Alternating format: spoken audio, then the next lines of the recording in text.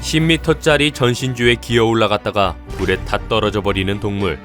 자기도 모르는 새 산채로 화형을 당해버리는 끔찍한 상황이다. 사실 동물의 세계에서는 이렇게 전깃줄에 불타버리거나 전깃줄을 잘못 만지는 바람에 아슬아슬한 순간을 연출하는 등 전기 때문에 벌어지는 충격적인 장면들이 많다. 전신주 위에 가만히 앉아있는 새 한 마리. 그러나 1초 뒤 멀쩡했던 새가 그냥 가루가 되어서 사라져버린다. 마치 CG 같은 이 장면, 전신주의 파워를 엿볼 수 있는 장면이다. 여기 있는 이 원숭이는 일본의 한 동물원에서 탈출한 상황이었는데 사람들의 손을 피해 달아나다가 전깃줄을 잘못 만지는 바람에 순식간에 당해버리고 말았다. 나무 위를 자유롭게 뛰어다닐 수 있는 원숭이는 이런 사고의 가장 큰 희생자가 되곤 하는데 그건 나무를 타고 오를 수 있는 뱀 같은 동물도 마찬가지. 이 뱀은 새를 사냥하려고 전신줄을 타고 올라가다가 안타깝게도 살아있는 폭죽이 되어버렸다. 또한 나무를 오르는 습성이 있는 곰도 전기를 이길 수는 없었다. 호기심에 전신줄을 타고 올라가다 그만. 하지만 이 중에서도 가장 끔찍한 상황은 바로 이렇게 수천 마리나 되는 동물이 단체로 구워져 버리는 상황일 거다. 이 장면, 철새들이 하늘을 날아다니는 신비로운 풍경인 줄 알았는데 1초 뒤 충격적인 비극이 펼쳐져 버린다. 무슨 메테오라도 떨어진 것 같다. 전신주 위에 올라갔다가 화려하게 폭죽이 되어버리는 동물들을 보고 사람들은 이렇게 말했다. 보고 있으니까 신기하긴 한데 이건 다 인간 때문이라고 말이다. 이 말도 일리가 있다. 실제로 우리나라에서 일어나는 동물 감전 사고의 주범은 대표적으로 첫 번째 전신주, 두 번째 전기 울타리. 둘 다 인간이 만들어낸 물건이기 때문 앞에서 봤듯이 전신주는 새들을 도륙내는 주범이라고 할 수 있다. 물론 일반적인 새들은 전선에 아무리 앉아있어도 전기가 통하지 않는다. 왜냐하면 새들은 보통 전선을 딱 한 줄만 밟고 있기 때문. 전기가 통하려면 전선 하나가 아니라 두 개를 동시에 밟아야 하는데 새들의 신체적 특성상 전선 한 줄에만 올라가는 게 편하니 감전을 피할 수 있었던 거다. 실제로 우리 인간 또한 바로 이 방법을 이용해 고압 전선을 다루고 있는데 하지만 아무리 그래도 2만 볼트짜리 전신주가 위험한 건 사실. 이 새들이 단체로 메테오가 된 걸 보면 그 사실을 정확히 알 수 있다. 심지어 전신주는 희귀한 멸종동물까지 박살내고 있는데 예를 들면 과거 우리나라 충남에서 황새가 전신주에서 불타오르는 바람에 크게 뉴스가 난 적이 있다. 황새는 현재 천연기념물에다 멸종위기 1급을 자랑하는 귀한 몸인데 그 귀한 몸이 전신주 엔딩을 맞았으니 이건 뭔가 허무할 수밖에. 또한 지난 2020년 제주에서는 천연기념물인 원앙이 날아가다가 전신주에 당첨, 집단으로 떼죽음 당하는 사건이 발생해 한숨을 유발하고 말았다. 또한 전신주만큼이나 문제인 게 전기 울타리. 전기 울타리란 울타리에 전류를 통하게 만들어서 멧돼지나 고라니를 퇴치하는 시스템인데 야생동물이 가까이 오면 약한 전기로 놀라게 해서 내쫓는 게 목적. 그러나 이런 약한 전기로 동물을 쫓아내기 어려워지자 일부 농가에서 강력한 고압 전류가 흐르는 울타리를 설치했고 이것 때문에 죽어나가는 동물이 등장하기 시작했다. 또한 여기서 문제는 전기 울타리가 사람까지 잡았다는 점. 실제로 우리나라에선 지난 2022년 이 울타리 때문에 부녀가 큰일을 당하는 충격적 사건이 벌어진 적이 있었다. 동물 잡으려다 그만 인간까지 잡아버린 거다.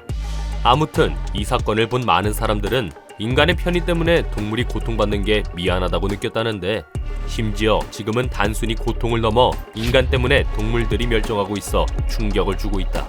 예를 들어 이 전신주 감전 사건처럼 인간이 의도치 않게 새들을 학살한 충격적인 요소 2개가 있었으니 유리창 충돌과 버드 스트라이크. 이런 얘기 들어봤을 거다. 유리창 때문에 새들이 죽어나가고 있다고. 이거 사실이다. 도심 속 유리창은 나무와 하늘을 반사하고 그걸 본 새는 유리창이 하늘이라고 착각. 시속 70km의 빠른 속도로 날아오다가 그만 충돌해버린다. 인간이 유리창에 부딪히면 조금 쪽팔리고 끝나지만 빠른 속도로 날아오는 새에게는 거의 교통사고 수준. 고작 유리창 때문에 죽는 새가 바보 같다고 느낄 수도 있지만 이렇게 사망하는 새가 우리나라에서만 1년에 800만 마리라는 걸 생각하면 생각이 좀 바뀔 거다. 심지어 지난 50년 동안 북미에 서식하는 새 30%가 이 유리창 때문에 사망했다는 연구 결과도 있다. 유리창 만만하게 볼 게 아니었던 거다. 그리고 두 번째, 버드 스트라이크란 새와 비행기의 충돌 현상을 말한다. 새와 비행기가 부딪히면 당연히 거대한 비행기는 끄떡없을 것 같지만 사실 비행기도 충격을 받는다. 그것도 평균 5톤짜리 충격을 말이다. 그래서 이 새 한 마리 때문에 몇 천억짜리 비행기가 떨어질 수도 있다는데, 특히나 새가 엔진 안으로 빨려 들어가면 그땐 진짜 헬게이트. 실제로 지난 1995년에는 미 공군 비행기가 기러기와 충돌, 역사적인 비극이 벌어진 대사건이 발생한 적도 있었다. 또한 우리나라에서도 2019년 제주도로 출발하려던 비행기에 버드 스트라이크가 발생하는 바람에 긴급 회항을 선언하는 아슬아슬한 사고가 있었다는 거. 이렇게 고작 새 한 마리 때문에 발생하는 손실이 대략적으로 연간 1조 원 수준이라고 하니 버드 스트라이크는 새들한테도 그리고 인간한테도 끝판왕급의 재해일 수밖에. 그러나 아직 진짜 최악의 문제는 말하지도 않았다. 우리 인간 때문에 동물이 다치는 걸로도 모자라 아예 단체로 멸종하는 사건까지 발생하기 때문. 오늘은 마지막으로 딱 한 가지, 지난 2015년 벌어진 미스터리하고 충격적인 사이가 사냥 사건을 썰 풀어주겠다. 사이가 사냥은 중앙아시아 그리고 몽골에서 살아가는 외모가 아주 독특한 동물이다. 현재는 전 세계적으로 딱 5만 마리밖에 없을 만큼 극한의 희귀함을 자랑하는데, 그런데 2015년 이 귀한 사냥이 갑자기 수천 마리씩 죽어나가는 미스터리한 사건이 벌어진다. 어제까지만 해도 건강하던 동물이 배가 빵빵해지면서 순식간에 쓰러져 버리니 이 광경을 본 현지인들은 충격을 넘어 무섭기까지 했다는데, 철저한 조사 후 밝혀진 이 집단 사건의 범인은 바로 지구온난화. 사이가 사냥의 몸속에는 녀석들 고유의 박테리아가 있었는데, 이게 지난 수천 년 동안은 아무런 문제도 일으키지 않았지만 지구온난화로 날씨가 따뜻해지자 갑자기 변이를 일으키기 시작. 그 결과 단체 사망이라는 역사상 초유의 사태가 벌어졌던 것. 심지어 이 사건은 인간의 힘으로 해결할 수도 없는 부분이라 많은 사람들에게 좌절감을 줬단다. 그러나 더욱 좌절스럽고 충격적인 부분은 이 집단 사망 문제가 사이가 사냥뿐만 아니라 매너티, 고래, 꿀벌 등 전 세계 곳곳에서 수많은 동물들에게 벌어지고 있는 실제 상황이라는 것. 심지어 우리나라에서도 꿀벌들이 대량으로 사라지면서 경제적 피해를 초래한 적도 있었다는데, 어쩌면 곧 우리나라에서도 꿀벌 실종 사건 못지않은 진짜 최악의 동물 재앙이 벌어질지도.